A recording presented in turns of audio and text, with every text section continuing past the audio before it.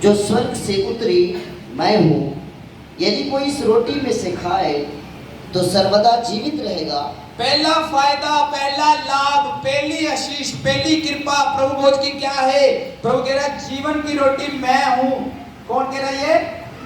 प्रभु यीशु मसीह कह रहे जीवन की रोटी जो स्वर्ग से उतरी है। ये जो आप खा रहे हो ना, ये पहले रोटी हो सकती है, पहले ब्रेड हो सकती है, पहले जूस हो सकता है, लेकिन अब ये स्वर्गीय रोटी, स्वर्गीय मन्ना, यीशु का लहू, यीशु की बॉडी बन चुका है। हालेलुया। और कह रहे हैं कि जो इसमें से खाएगा, जो ये खाएगा रोटी, वो नंबर 1 पहला फायदा, सर्वदा जीवित रहेगा, हमेशा जीवित रहेगा, कभी नहीं मरेगा। मैं मरने के लिए जा रहा था ना 2014 में, लेकिन उसी दिन मैंने प्रभु भोज लिया, तो मैं आज 2014 हो गया, 2024 हो गया, 10 साल हो गए, मैं जीवित हूँ और आगे भी जीवित रहूंगा। प्रभु भोज लेने से जीवन आ गया मेरे अंदर, सर्वदा हमेशा जीवित रहेगा। हालेलुया। बात कैसे आपकी कोई मैं स्वर्ग किसने देखा है भाई? इधर ही स्वर्ग, इधर ही नरक है।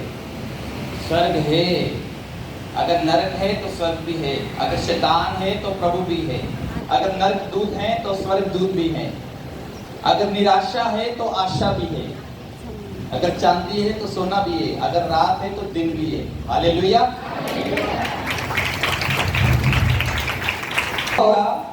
रोटी मैं जगत के जीवन के लिए दूंगा, वह मेरा मांस है।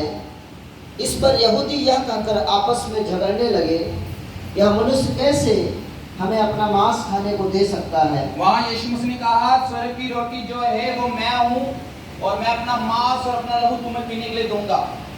वहाँ कुछ ज्यादा इंटेलिजेंट लोग खड़े हुए थे, मेरी तरफ देखो, कह रहे ये कैसी बात हो गई? हम चिकन खाते हैं, हम बकरे का मीट खाते हैं, मछली भी खाते हैं, अब ये व्यक्ति आ गया, ये कह रहा है मेरा मांस खाओ, मेरा लहू पियो। कह रहा है ये गलत शिक्षा दे रहा है। ज्यादा टीचिंग भी, वो भी बाइबल को पढ़ने वाले लोग थे, ज्यादा टीचिंग भी उनके माइंड को खराब कर दिया, उनको पता ही नहीं था। लिखा था एक मसीहा आएगा, वो सब वेट कर रहे थे। सामरी स्त्री कहा हमें पता है एक मसीहा आएगा। यीशु मसीह ने कहा मैं जो तुझसे बात कर रहा हूँ मैं वही हूँ। हालेलुया। प्रभु ने कहा मैं तुम्हारे आगे आगे एक स्वर्गदूत को भेजूंगा जो मार्ग में तुम्हारी सहायता करेगा और तुम्हें बताएगा तुम्हें कहाँ जाना है। वो स्वर्गदूत मैं ही हूँ जो प्रभु ने मुझे भेजा आपके लिए। हालेलुया। मैं अपनी तारीफ नहीं कर रहा हूँ, लेकिन मैं आपको बता रहा हूँ। हालेलुया। मैं कई बार बताता हूँ चर्च में कि अगर इधर मेरे पंख पहाड़ पर यूहन्ना को, पतरस को दिखा प्रभु का रूप, दिखा कि नहीं दिखा? एलिया भी दिखा, एलीशा भी दिखा। तो कह रहे हम प्रभु 3 मंडप बनाए, एक एलिया के लिए, एक मूसा के लिए, एक तेरे लिए। तो वहाँ जाइए मेरा प्रिय पुत्र इसकी सुनो। हालेलुया। हम अपना असली रूप नहीं दिखा सकते क्योंकि हम अभी एक प्रभु की एक प्लानिंग में, एक योजना में है, उसके काम में है। हालेलुया। चाहकर भी हम नहीं दिखा सकते, लेकिन वो सामर्थ काम करती है। हालेलुया। तो इस चीज को आपने समझना है। और उनको बोला यीशु मसीह ने कि जो मेरा लहू पिएगा, जो मेरा मांस खाएगा, उसमें जीवन है। और वहां लोग बोलने लगे हम इंसान का कैसे मांस खा ले जी, हम इंसान का कैसे लहू पी ले, ये तो गलत शिक्षा दे रहा है। लेकिन वो उसका आत्मिक अर्थ नहीं समझ पा रहे थे। बाइबल को आप पढ़ोगे तो आपको सिंपल लगेगी कि सिंपल लिखा हुआ है वहां, लेकिन उसका स्पिरिचुअल मीनिंग निकलता है। बड़े बड़े बाइबल कॉलेज में भी ये स्पिरिचुअल मीनिंग वो नहीं आपको बताएंगे जो पवित्र आत्मा आपको बता देगा, क्योंकि बाइबल जो है वो पवित्र आत्मा के द्वारा लिखी गई है और उसका अर्थ भी पवित्र आत्मा ही आपको बताता है। अगर बाइबल कॉलेज में ऐसे टीचर हैं जो आत्मा से भरे हुए हैं, वो आपको मीनिंग बता देंगे।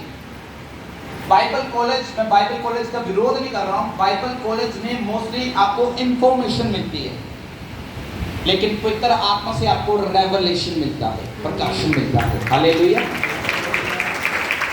इसलिए ठीक है बाइबल कॉलेज जाओ, स्टडी करो, हमने भी स्टडियां ली है बहुत जगह, लेकिन सबसे अच्छा सिखाने वाला पवित्र आत्मा कौन है? पवित्र आत्मा। परमेश्वर का आत्मा पवित्र आत्मा है। हालेलुया।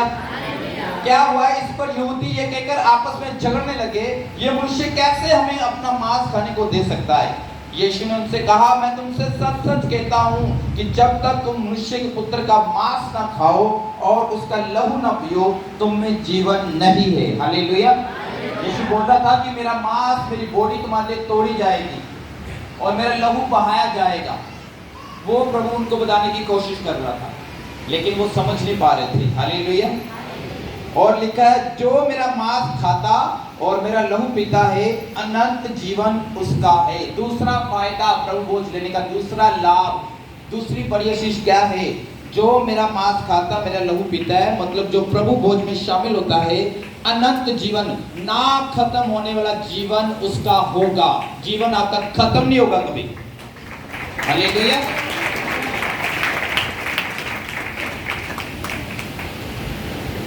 और मैं उसे, तीसरा फायदा, और मैं उसे अंतिम दिन फिर, क्या लिखा है? बोलो सब, क्या लिखा है?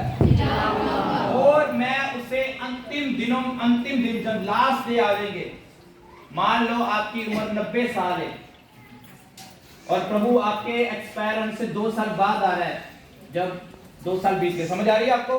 आपकी उम्र 90 साल हो गई और आप एक्सपायर हो गए, अभी प्रभु आ नहीं रहा। मैंने क्यों बोला क्यों नहीं प्रभु आ रहा? ताकि कोने कोने में प्रभु का वचन पहुंच जाए, ताकि लोग ऊपर जाके बहाना न लगाए। प्रभु छपरा में भी वचन नहीं आया था, छपरा गांव में नहीं आया था, चांपा में नहीं आया था, यही है ना, इधर जांजगीर में नहीं आया था। और लोग ऐसे बहाने लगाएंगे, हमारे गांव में तो आया नहीं था प्रभु वचन, आ जाता तो हम आपको कबूल कर लेते। इसलिए प्रभु कोने कोने तक वचन फैला रहा है, इसलिए देरी हो रही प्रभु के आने की। प्रभु तो तैयार है, स्वर्गदूत ऐसे खड़ा है, सब कुछ तैयार हो चुका है। स्वर्गदूत बस ऐसे खड़ा है, तुरी लेकर। लिखा है ना प्रकाशित वाक्य में, तुरी फूकी जाएगी। स्वर्गदूत जस्ट परमेश्वर के ऑर्डर का वेट कर रहा है। ये भी नहीं स्वर्गदूत आराम से बैठा हुआ है और सो रहा है, चलो जब प्रभु बोलेगा तो उठ जाऊंगा, तो एकदम से वो बिल्कुल रेडी है स्वर्गदूत, यहां तक रखी हुई उसने तुरी, और वो वेट कर रहा है कि जब प्रभु बोले कि हाँ सब कुछ, सभी जगत में सुसमाचार पहुंच गया है, अब तुरी बजाओ और बाकी की कार्रवाई शुरू करो। जस्ट वेटिंग पे है स्वर्गदूत, इसलिए लेट मत करो। जो जो बाइबल बोल के उसको पूरा कर लो, बैप्टिज्म ले लो समय से। प्रभु का कुछ पता नहीं, रात को आ जाए, शाम को आ जाए, सुबह आ जाए, इसी महीने में आ जाए, उस दिन को सिर्फ परमेश्वर ही जानता है। हालेलुया।